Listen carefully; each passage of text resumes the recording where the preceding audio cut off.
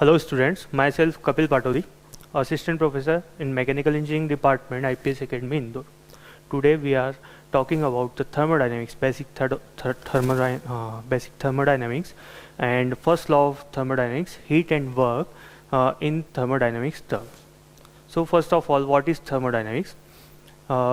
Basic definition of thermodynamics says that thermodynamics is the science of energy transfer and its effects on the physical properties of the substance.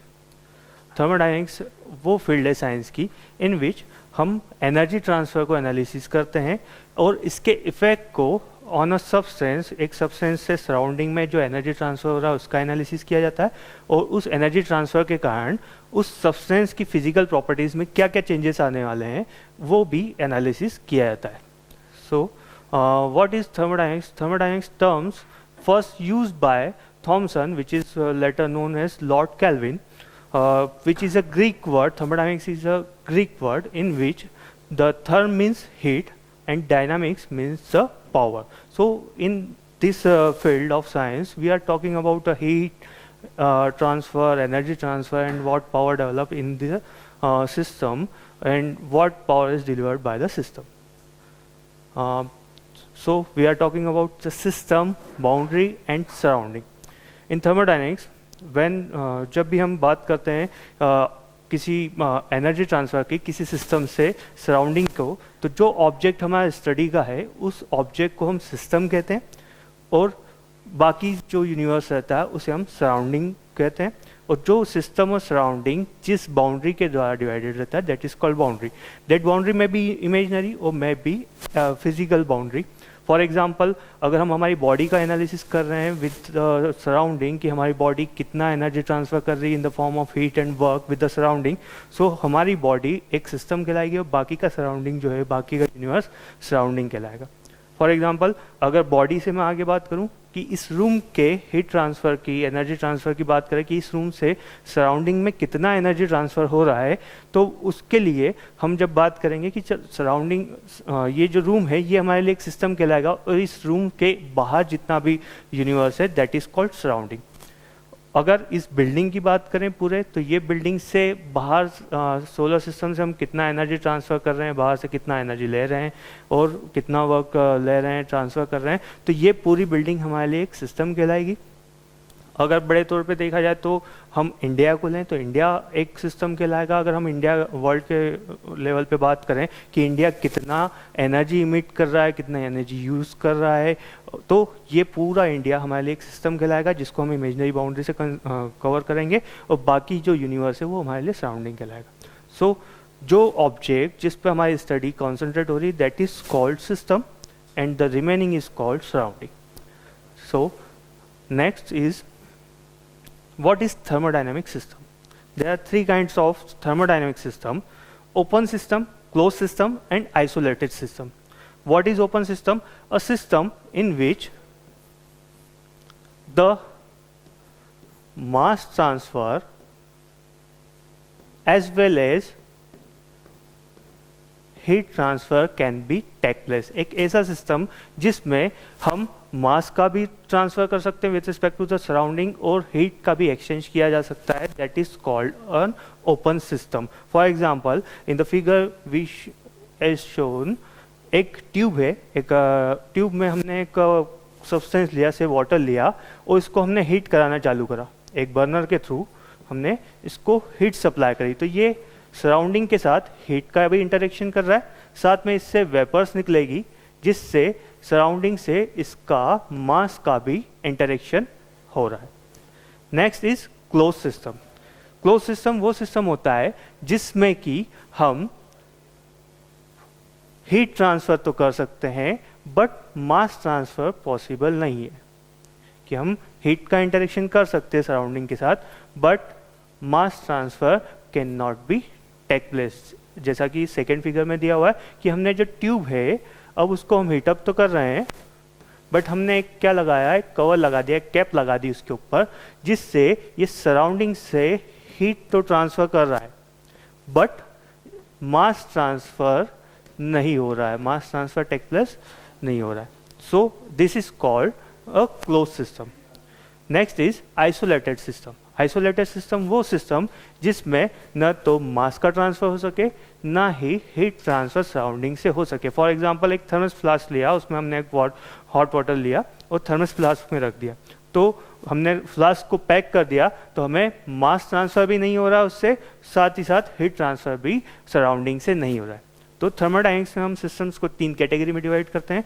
First is open system, second is close system and third is isolated system. Next is thermodynamic equilibrium. What is thermodynamic equilibrium?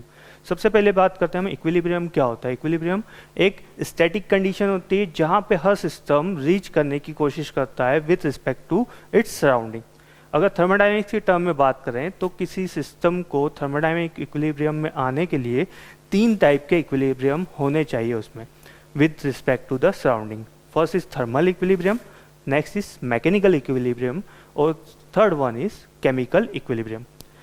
Thermal equilibrium जिसमें system और surrounding का temperature same रहे ताकि उन दोनों में कोई transfer ना हो, दोनों का टेम्परेचर इक्विलिब्रियम में रहे तो कोई फॉर्म ऑफ एनर्जी का ट्रांसफर ना हो।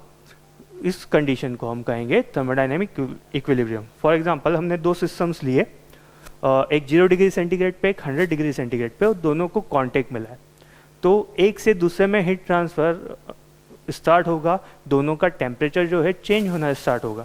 तो वो दोनों इक्विलिब्रियम में तब कहे जाएंगे दोनों ऑब्जेक्ट जब दोनों ऑब्जेक्ट्स का टेम्परेचर एक कांस्टेंट लेवल पे आके कॉन्सेंट्रेट हो जाए कि दोनों में आपस में कोई भी टेम्परेचर का चेंज ना रहे, कोई भी ट्रांसफर ना हो। दैट मीन्स दोनों जो है वो 50 डिग्री सेंटीग्रेड पर पहुंच गए, तो दोनों में अब कोई भी टेम्परेचर चेंज नहीं आएगा, दोनों इक्विलिब्रियम कंडीशन में आ गए। That is called thermal equilibrium. Next is mechanical equilibrium. That means system और सराउंडिंग में कोई प्रेशर डिफरेंस न रहे जिसके कारण किसी वर्क का इंटरेक्शन न हो। फॉर एग्जांपल जैसा कि फिगर में हम देख रहे हैं कि एक पिस्टन सिलेंडर अरेंजमेंट लिया, उस पर हमने एक मास को रखा, मास के वेट के कारण धीरे धीरे पिस्टन नीचे की तरफ शिफ्ट हुआ और एक कांस्टेंट लेवल पे जाकर फिक्स हो गया। उस फिक्स कंडीशन पे मास के कारण पिस्टन नीचे की तरफ नहीं मूव हो रहा है और ना ही ऊपर की तरफ मूव हो रहा है। दैट मीन्स अंदर जो हमारा गैसेस है उसने जो बाहर से प्रेशर लग रहा है, बाहर से जो फोर्स अप्लाई हो रहा है उसको बैलेंस कंडीशन में रख दिया। अगर इक्वेशन देखें कि टॉप से बॉटम की तरफ जो फोर्सेस लग रहे हैं, मास का वेट mg और surrounding pressure p0 into area which is equal to the internal pressure of the gas p into area, जो फोर्सेस बैलेंस हो गए। दैट मीन्स ये सिस्टम एक इक्विलिब्रियम कंडीशन में आ गया, सराउंडिंग के साथ कोई फोर्स इसमें एग्जिस्ट नहीं कर रहा है। This is called the mechanical equilibrium. Third one is chemical equilibrium, कि सिस्टम और सराउंडिंग का आपस में कोई केमिकल इंटरेक्शन, कोई केमिकल प्रोसेस टेक प्लेस न करे। फॉर एग्जांपल कि CO2 और H2O को हमने मिक्स करा, तो जब मिक्सर का कॉन्सेंट्रेशन ज़्यादा होगा तो फॉरवर्ड प्रोसेस चलेगी, H2CO3 बनाएगी, बट एक लेवल पे जाके दोनों सिस्टम इक्विलिब्रियम पोजीशन में पहुंच जाएंगे कि जितना इधर से सिस्टम H2CO3 बना रहा है उतना ही इक्विलिब्रियम में CO2 और H2O अगर प्रेजेंट है तो वो इक्विलिब्रियम कंडीशन में रहेगा और उनमें आपस में कोई केमिकल रिएक्शन नहीं होगी। सो अगर ये तीनों इक्विलिब्रियम प्रेजेंट रहते हैं तो सिस्टम कहलाता है in thermodynamic equilibrium. Now next is state. What is thermodynamic state? Thermodynamic state वो होती है in which each unique condition of a system at which its property can be defined is called state. For example, say हमने एक water लिया, उसको heat up करना चालू करा। सबसे पहले हमने एक आइस ली और से हम PV डायग्राम पे इसको अगर ड्रॉ करने की कोशिश करें कि हमने आइस लिया, उसको हीटअप कराना चालू करा, तो आइस ने मेल्ट होना चालू करा, हीट गेन करी, मेल्ट हुआ कांस्टेंट प्रेशर पे, देन वो यहाँ से ट्रांसफर हुआ फ्रॉम सॉलिड टू लिक्विड। तो हम एक स्टेट पॉइंट पे पहुंचे जहाँ पर उसकी प्रॉपर्टीज को डिफाइन कर सकते हैं उस पर्टिकुलर पोजीशन पे कि यहाँ पर उसके प्रेशर, वॉल्यूम और टेम्परेचर, डिफरेंट प्रॉपर्टीज़ की कंडीशन क्या क्या रहेगी। देन उसको हीट सप्लाई करी तो उसका प्रेशर, टेम्परेचर राइज होने लगा, वॉल्यूम राइज होने लगा और देन वो लिक्विड कंडीशन में हीट गेन करने लगा धीरे धीरे। तो वो स्टेट पॉइंट जहाँ पर हम इसके प्रॉपर्टीज़ को डिफाइन कर सके, that means different properties like pressure, volume, temperature को हम डिफाइन कर पाएँ, वो पॉइंट उसका स्टेट पॉइंट कहलाएगा। Like liquid state, solid state और गैसियस स्टेट, हम स्टेट पॉइंट को प्रॉपर्टीज से डिफाइन कर सकते हैं। ठीक है, next is thermodynamic process. What is a thermodynamic process? It is a passage of a thermodynamic system from an initial state to final state of thermodynamic equilibrium. से एक process हुई, यहाँ पे हमने डायग्राम पे डिफरेंट प्रोसेसेस दिखा रखी है। फॉर एग्जांपल कि पीवी डायग्राम पे हमने इनिशियली फर्स्ट स्टेट कंडीशन से प्रोसेस पास हुई to up to second state condition पे, कांस्टेंट प्रेशर पे हमारा वॉल्यूम जो है इंक्रीज हुआ। Say pressure is constant and the volume changes। ठीक है, सो इनिशियल स्टेट को हम डिफाइन कर सकते हैं, फाइनल स्टेट को हम डिफाइन कर सकते हैं। तो 1 से 2 तक जो पास हुआ ये एक थर्मोडायनेमिक प्रोसेस के थ्रू पास हुआ। It may be constant pressure process हो सकती है और मे बी डिफरेंट प्रोसेसेस हो सकती है, लाइक कांस्टेंट वॉल्यूम प्रोसेस हो सकती है, एडियाबैटिक प्रोसेस हो सकती है और आइसोथर्मल प्रोसेस हो सकती है, जिस पे हम आगे बात करेंगे। Now thermodynamic cycles is the series of processes in which the initial state and the final state of the system is same, identical। that is हम एक सीरीज ऑफ प्रोसेसेस के थ्रू पास हुए और फाइनली हमने वही state को gain करा जो कि हमारी इनिशियल स्टेट थी। तो that is called a thermodynamic cycle. Different processes को कनेक्ट करके हमने एक कंप्लीट साइकिल को से state 1 2 to 3 to 4 and then again 1। on PV diagram we can say that say 1 to 2 एक एडियाबैटिक प्रोसेस हुई, 2 से 3 एक कांस्टेंट वॉल्यूम प्रोसेस हुई, 3 to 4 एक एडियाबैटिक प्रोसेस हुई, 4 to 1 वापस सिस्टम पहुंचा from a constant volume process और इनिशियली वापस एक फर्स्ट स्टेट को गेन करा। So this complete process is called thermodynamic cycle. Now what is energy? जब भी हम बात कर रहे हैं थर्मोडायनेमिक्स में तो हम एनर्जी ट्रांसफर, हमने डेफिनेशन में भी देखा कि हम थर्मोडायनेमिक्स की डेफिनेशन में हमने बात करी कि जब एनर्जी का ट्रांसफर होता है विद द सराउंडिंग हम उसकी एनालिसिस करते हैं। तो एनर्जी क्या होती है? एक सिंपल डेफिनेशन हम सभी जानते हैं कि energy is defined as ability to do the work. हम देखते हैं बहुत सी तरीके से क्लासिफिकेशन दिए हुए हैं, अलग अलग सब्जेक्ट्स हम पढ़ते हैं तो एनर्जी को अलग अलग बेसिस पे क्लासीफाई किया जाता है। हम यहाँ पर थर्मोडायनेमिक्स में फॉर्म्स ऑफ एनर्जी की बात करें तो 2 फॉर्म्स ऑफ एनर्जी हम क्लासीफाई कर सकते हैं कि 2 फॉर्म्स में first is stored energy and second one is transient energy, energy in transition.